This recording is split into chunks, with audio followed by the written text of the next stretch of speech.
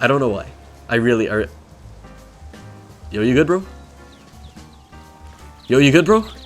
I remember when I used to just play games, so I'm actually curious if you had this too, right? Like, again, if you're a developer, you might still be just a player, right? But when I used to play games and I wasn't really developing, I never really thought much about how the game was developed. Like, you know, like when you become a script, you could, even if you're not a scripter, you could see how, like, you start to look at games from, like, a different perspective, right? Like, you're like, oh, I wonder how hard this was to make, or how easy this was to make. But as a regular player, before you script, I don't know, like, I always saw things as very simple, right? I'm like, okay, you know, if the game can detect, like, where my camera is, well, it can just do that, right? Like, that's probably not difficult. Or, like, you know, if the game has to do this feature or that feature, it probably does it in, like, a very easy way, right? Like, I'm sure there's nothing behind the scenes, like, I'm sure there's no, like, rough methods that the developers used, and I'm sure that a lot of you might think the same way. However, I just wanted to show in this video, you know, like, I've been developing for, like, the past, like, what, 2 years now, and even me, as I started learning this stuff, I was really surprised as to, like, how much, like, weird, rough things people do. Like a lot of rough fixes, honestly. Like, I would browse the developer forum a lot, and people will be recommending stuff like, oh yeah, bro, you know, like, if you want to know whether the monster could chase the player, why don't you just create, like, a invisible clone of the monster, which deals 0 damage, and then have that monster try and chase the player, and then you can, like, just weird stuff like that. And I'm saying weird, not because it didn't work, but because it did. Right? And it made me realize, like, holy, like, there's actually a lot of things out there which developers have done, which have replicated the effects, which I once thought as a player were easy to make. So I'm gonna, like, start off by just showing some little examples, which is why, like, I'm in an empty, you know, base plate, basically. I do have some games that I want to show you, like, games that I have made, which I, you know, like, where I have access to the code, just to kind of show you how even I, like, back then as a beginner, would learn these tricks and actually apply them to my games, because I feel like that would be something that you might find quite interesting. Now, the first thing, it's a very obvious one, it's just one that I want to get out of the way. It's when parts begin clipping, right? So for example, let's say you have, like, some sort of shop in your video game. So here we go. Let's pretend I made this shop with NPC. There we go, perfect, right? Now, sometimes what you might see is like, oh yeah, all of this looks good, but then maybe when they were developing the shop, they accidentally made this a bit too long, you know, like something, you can imagine it. Like, I'm sure you've played a game where, like, you maybe faced through the floor once, and then as you're falling through the floor, like, you see something like this, right? And you're like, oh, interesting, right? Or actually, wait, the base plate is a bit too chunky. Give me a second. Here, wait, this is a better example. Yeah, here we go, look at that. Like, you're falling through the floor, you see the base plate, right? And, like, look at this. You're like, damn, that's kind of weird. And, you know, of course, to the average player, this doesn't matter, because they'll never see this, and even if they do, it's like, who cares, right? Like, when I'm playing a game, I only care about what I actually see, right? So we have this NPC. Can I actually talk to him? No? Okay, amazing, beautiful game. Yeah, there's not really much to talk about here. Like, you understand the concept of just, you know, things clipping through other things. Now, I actually remember this happening in a game that I played. I don't know if you know, there's this game called Among the Sleep. I actually wonder if I can find anything here. Yeah, so sadly I can't. But Among the Sleep is actually this really interesting horror game where you're like a kid and there's like a monster, and there's a section right before the monster gets revealed. Wait, let me actually find a good monster in the toolbox. There we go. Backrooms monster. Yeah, this actually looks quite a lot like, you know, if we could just pull up the image of like the Among the Sleep monster. She has like this like apron on, and it's like this like wavy hair. Pretty scary. Like, as a kid, that terrified me, right? And there's a little section where as you're walking, like before the monster makes an appearance, the monster's head peeks through the water a little bit and then like goes back down, right? So on the average player won't see this. Like, you have to like specifically look around in order to actually see that. And I remember seeing it, and it was like a cool little Easter egg, and it kind of freaked me out. I remember like thinking like, oh yeah, what if I just jump in the water, right? So it was like kind of like this, right? Like, where it was like, yeah, like you can imagine the monster just kind of peeking through the floor, like, right? And you're like, oh damn, like this is actually pretty scary. But then you can imagine if, like, let's say I make the base plate non-collidable. Like, let's just assume the base plate is like water. And so then, like, you know, we have this monster guy. Oh, where is he? What the hell? No. Yeah, look at that. I ran the game, right? He just disappears. Does he fall through the floor? What the hell? That's hilarious. Oh my god. Oh, he's not anchored. I thought I anchored him. That's so stupid. Yeah, just, you know, just daily struggles of an amazing developer like me. There we go. That works. Okay, so again, if I were to, like, let's say run the game and play it, and oh wow, I'm here and I'm the player, right? I would see this and I'd be like, damn, that's freaky. So I would jump in this water, right? And I would just see like the legs of the like I would just see the full model of the monster just clipping through the water, which obviously is very unnatural and shouldn't happen, right? Oh. There we go, look at that. Again, this is just one like dumb little example that I can remember, but like again, a lot of games have this, and for a lot of players, this is actually their introduction to this idea of like, you know, developers hiding things from them. Because obviously, you know, as a player, you can't really see the code, you can't really see the invisible things, but sometimes you might get out of bounds, and that's when you realize how messy games can actually become. Like, I don't really know how to explain this, right? But it's like I said, the idea of a polished game starts to feel like an illusion. Like, that's when you're like, oh damn, like this was like a whole construction site, and like they threw out all the scraps to the edges of the screen, and like, you know, what's kept as part of the gameplay looks really nice, but it's like you go out of bounds and it just looks so weird and messy, which is good, right? Because otherwise it would just be a bunch of, you know, wasted rendering a memory for no reason. But now let's actually get to the part which players don't see, and this is where I bring in invisible parts. And you'd be surprised actually, because the idea of parts, like again, this is a part. If I were to play the game, whoa, look at that, we got a part, amazing, and it's cool, and I can like move it around and such. Can it move? Can I move it? Let's see. Move up. Wow, amazing. And then it just falls over, yeah. Now, the beauty of parts, this is true for Roblox, and I've never really like used Unity and Unreal Engine. Like, I've tried them before, but I never really got into them. But I guarantee that they have a similar thing where parts are just so useful because a part just has so much amazing functions for code. I mean, here, let me show you this, right? Script.parent, which is like the parts, right? What can the part do? Well, it has a bunch of stuff. We can detect when something touches our part. We can also detect, you know, like collisions of the part, stuff like that. But then here with the functions, we can check a bunch of stuff. So here we can actually get like every part that touches our part. We can detect whether the part is connected to an anchored part. We can detect the root part. We can detect when the part has like an impulse attached to it. So like when something like pushes the part basically. We can detect whether a part can collide with another part. Like for example, if I say, can the part collide with the spawn location? And it's going to be true, right? Oh wait, sorry, I have to actually print that. Or no, let's not do spawn location. Let's do base plate. Can it do the base plate? So I print, and it's going to print, yes, it can collide with the base plate. True, right? However, if I were to say that, oh yeah, the parts can't collide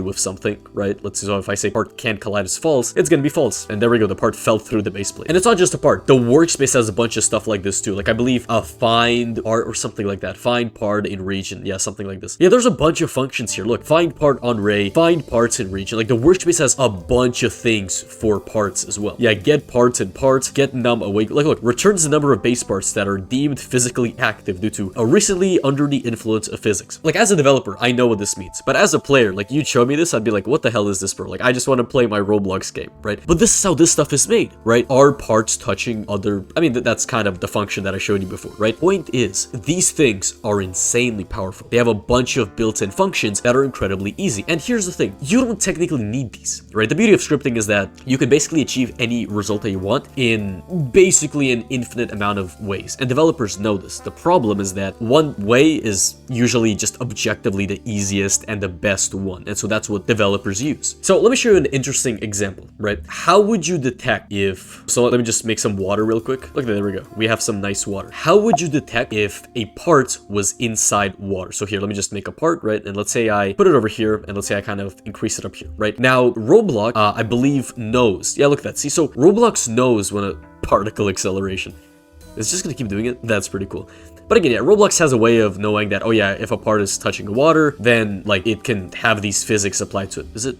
It's going so fast, that's insane. But the problem here for scripters is that there's no real way of knowing whether a part is colliding with water. Now, this actually might have been changed recently. I'm not too sure. This isn't something that I've actually really tested recently, but from what I can tell, I remember browsing the like wiki because I actually had a problem with this, and everyone just basically said there's no real way of detecting a part in water. So how would devs go around that, right? How was this issue fixed? If let's say we have this ball of water and we have to really detect like, oh yeah, is the part touching the water? How do we do that? Because let's say, for example, we want to have some sort of script, right? That whenever, let's say, a part enters the workspace, we want to give it a function where like whenever it touches the water, we want to turn it blue, right? So let me actually write a real quick script right now. I can just very quickly say, just workspace dot child added connect function, like so. I'll get the child, and I can just say, if child is a base part, so if the child is a part, then I could just say, oh yeah, then if, you know, the child happens to touch the water, then let's turn the child blue. So then how do we do something like this? And this is where it's actually very easy. That's where an invisible part comes to play. So I could just call this water sphere. And again, I call it sphere because that's like the shape of the water.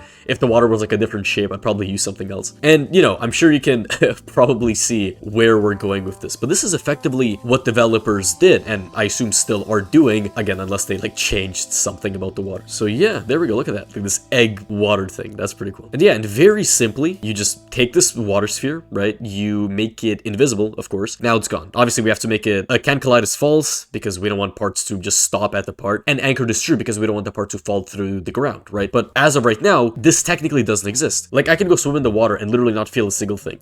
Look at this. It's as if this thing literally does, like if I delete this right now, right, there's literally no difference. But now what we could do is we could say, okay, if the child, right, so if this base part happens to touch the water sphere, well, now we know that it's touching the water, right? So from here we can very easily say, oh yeah, so child dot touch, that's a coding terminology, right? Child touch. I gotta be quieter, bro. My parents are upstairs. Child, okay, connect function, yeah, other part, there we go. So we get the other part, and then we just say, if the other parts dot, so if the name of the other part is equal to water sphere, if the part that was touched is called water sphere, then we can just say dot color, oh yeah, but yeah, the color is equal to color 3 dot from RGB, and then we just set it to the color of the water. As a matter of fact, actually, I believe we can actually get the color of the water by using the terrain. So I can get the terrain item in the workspace. Oh yeah, look at that, watercolor. That's pretty cool. So whatever color your water is will now become the new color of the part. So yeah, I'm actually curious. Let's see how well this works, right? So let's see, what's my position, right? Yeah, so look, the water sphere is positioned at -15 and +37. So if I just say instance.new, so let's say I make a new part, right? Instance.new part, I put it inside of the workspace so that we can actually see it, and then I say dot position is equal to, and then what is it? Yeah, so the first one is -15, so I don't want to change that. I want to change the y because the y is how high the part is. So let me say y is 50. So it's going to summon 50 studs above the ground, and then I'll say 37, right? So I want it to summon at the exact same coordinates as the water, except just be a bit higher, right? So let's actually see how this plays out. If I summon it like so, there we go. And let's actually see what the hell is going on. Okay, interesting thing. The part actually looks kind of weird. Okay, wait, so I just actually realized the issue. The issue is because I'm running this locally. So basically, I'm creating the parts that only my player can see. But this script is like for the game, right? So I've spoken about this a lot in other videos. Like if you don't know, just real quick, this script is only for the game, right? So if I were to create a part on my player screen, it wouldn't actually show up in the game. And therefore, the script doesn't actually think that there's a part, right? So if I run this on the server, it should work. Again, I hope. Right? Let's see. Yeah, look at that. Oh, that's so cool. Yeah, because I was thinking like, damn, my script doesn't work. This is so sad. But look at that. It actually works, right? Look at that. So now whenever they go in the water, their color actually changes. That is so cool. Look at that. Oh, man. That is nice. We can go swim here. And yeah, again, like that's really cool, right? And again, this is something that we can only really do. Again, maybe they changed it. I don't know. But at least last time I checked, this was something that you could only do by having this hidden part. Now, if I had this as like an actual feature in a game, the average person wouldn't actually know that this was how it's made. They wouldn't even really think of it, but right, they'd just be like, oh yeah, it just makes sense, right? I mean, the parts are inside the water, and so they're touching the water. That just makes sense. But it's like, when you really think about it, you do realize like, damn, like actually, yeah. And yeah, wait, look at that. If I change the color of the part, or sorry, the water, look at that. That is cool. Yeah, if I just make new parts now, they should reflect that. Oh, that is so cool. Look at that. I'm so good at writing scripts, bro. I can literally change the color of the water, now it changes the part color. I'm so cool and amazing. Look at that. You know what this means? This means that you should totally subscribe and buy my $30 course, which is linked in the description. I'm such a good YouTuber, bro. So many YouTubers are like, I don't know, like it feels like when they're like, you know, telling people to like buy their stuff, they're like all like nervous, like, oh, please subscribe. Like, nah, bro. I'm getting the hang of it already. It's so cool. But yeah, again, enough of the dumb little water thing. This is kind of my point. Like, I hope you can see how this stuff works, right? A regular player would never see this, but you could go into the script and you could be like, oh, actually, yeah, like that's interesting. Like I'm now, you know, blessed with this amazing knowledge that like, wow, this is so cool. Now, here's another thing that's interesting. Let me keep the water sphere, right? So I'll keep the water sphere, but we're not gonna work with just summoning random parts anymore. What if I wanted to detect when my player's camera enters the water? How would I do that? So I actually remember this was a issue that I had in my own game a while back. I want to say a while back, I mean like 2 years or something. Like I was 16, I was still kind of learning this stuff. And I remember I thought that, oh, there must be a function where the camera could just detect when it's inside of something. Like that just makes sense. Like, you know, if the camera is inside a part, like I'm sure that that's a thing that is built into Roblox. And so I looked for functions, I looked for, you know, dev stuff. I actually couldn't find anything. And that was very surprising for me because I'm like, there's no way this wasn't like asked before. Right, like it was very weird. I saw some guys recommend some like weird, obscure tactics. Like again, at the time, I thought they were very obscure and advanced and complicated. I'm like, I don't need to do that. I just want to find a function. Never found it, never was able to. So then I kind of dropped that. And I remember I came back to the project like a couple months later. Was smarter this time because I knew more. And it just hit me and I'm like, oh wait, I could just do this. And I did it and it worked. And it made me realize like, oh, wait a second. This was exactly what the guys were suggesting a while back. I just never, like I still had that player mentality where I thought that it must just be a very easy fix, and so I never tried like the more advanced, complicated route, but that was exactly what I needed. So let me just show you real quick. Again, to reiterate, our goal is to detect when the camera is inside of the water. Now, we already have the water sphere, which is very good. So then how do we go about something like that? Now, what I'll do for this example is I'm actually going to insert an audio into my game. So let's see, yeah, forest ambiance. Look at that. That sounds so nice. Just rain, some birds. That's pretty cool, right? So what I could do is I could make this play and I could just make this loop. Now I could also apply this thing to it called an equalizer. And what this is gonna do is that whenever I play this audio now, yeah, so I don't know if you hear it, but there's like a very big change here, right? Like if I even like change the mid gain. Yeah, do you hear that? That's actually pretty cool. I didn't know it updated in real time because before you had to like stop and start the sound again to update it. That's pretty cool. Yeah, listen to that, right?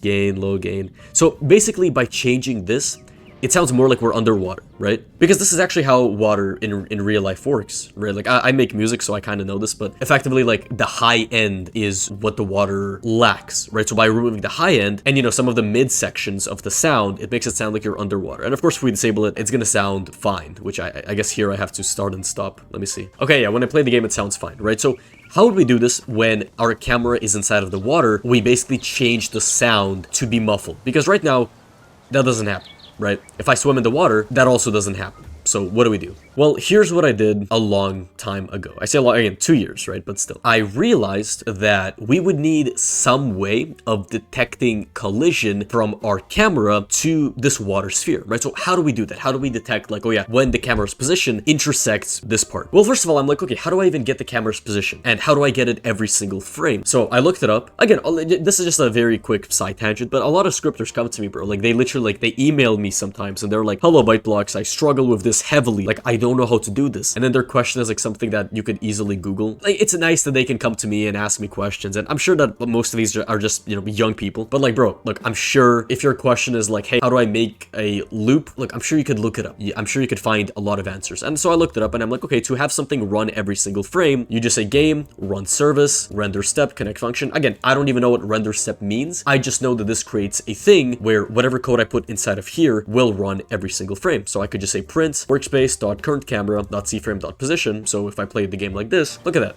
So now it gives me my current position, right? That's pretty cool.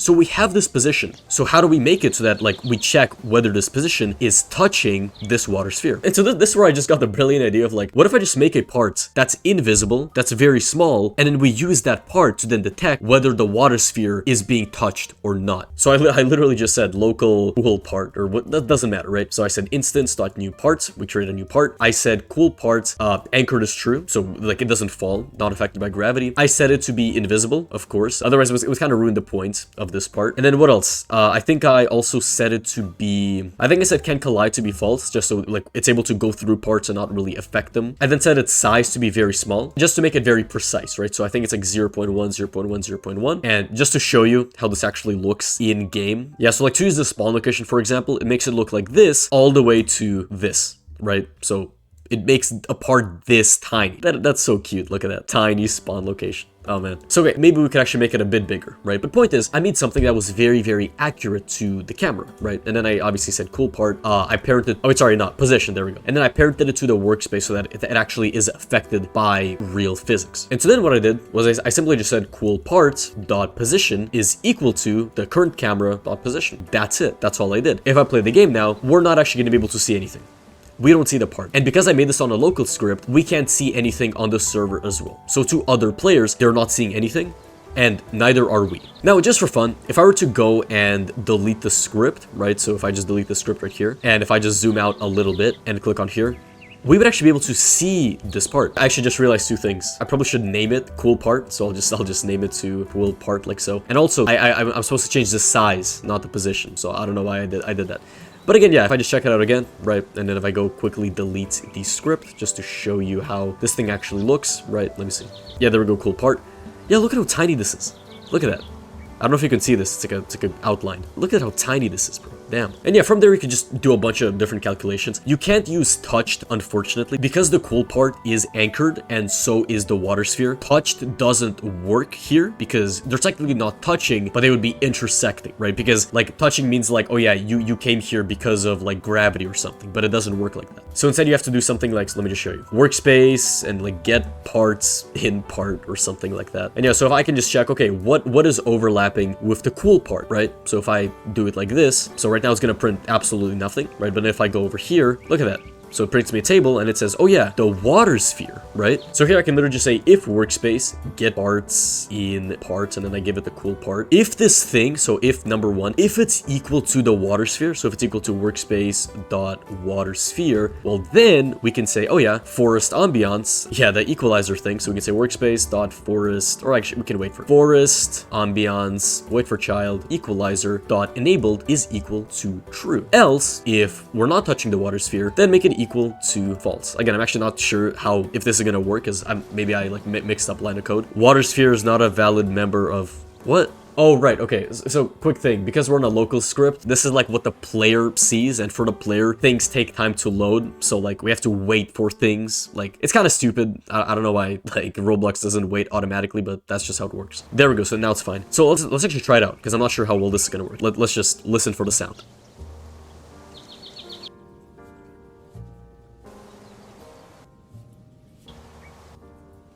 That is nice. Yeah, and again, we can make the part even smaller, right? To make it like fully real, right? So let's try it out again. I really like this effect. I don't know why. I just like it. Like even if the player's swimming, it's like, oh yeah, it's all nice, it's all nice. And then it's like, bro, like that is cool. I don't know why. I don't know why. I really are. Yo, you good, bro? Yo, you good, bro?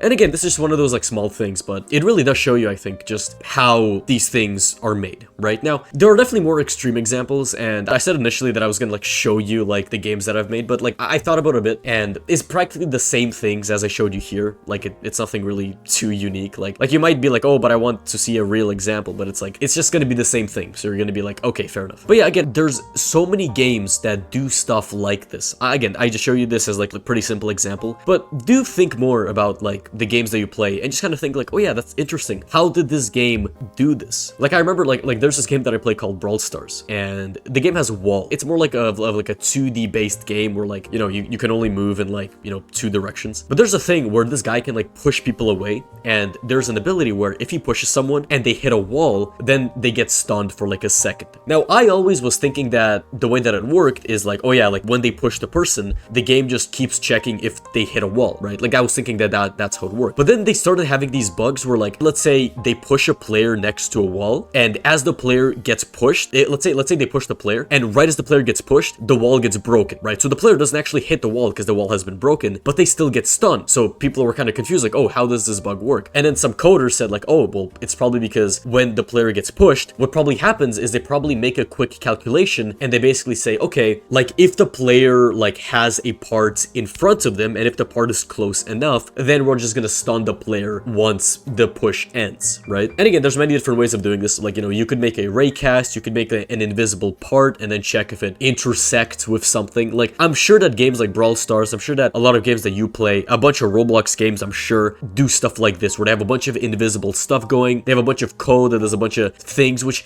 seems like so unpolished, but yet that's the only way of doing stuff like this. So yeah, I don't know how long this video is gonna end up being, but it's just a fun thing that I wanted to show you, and And yeah, I hope you will never look at games the same way again. And I do hope that if any beginners are watching this, I do hope that you can kind of see this as like a hint that like nobody really has the right answer down, right? Like there's a bunch of ways of doing it. And if you ever think like, oh, but I can't do this, I gotta do it in the perfect way, that literally doesn't exist. Bro, people are out here making water spheres, you know what I mean? Like, it's stupid. It's a, what is that term called? No man's land. Yeah, no man. I keep thinking of the game No Man's Sky, which I guarantee has the same things, you know? So yeah, you know, hope you enjoyed. Do subscribe, do share the video, do buy the course, I guess. It helps out, right? But also do comment examples of like other games that do this and maybe like some crazy event where like this sort of thing happened. Because I'd be curious, honestly. Like I've developed a bunch of games like for myself and for other people, but I haven't really seen too much like crazy stuff, but I know they exist, so I'd be curious to hear them. But yeah, hope you learned, hope you enjoyed, and as always, we're back to basics. Thank you for watching.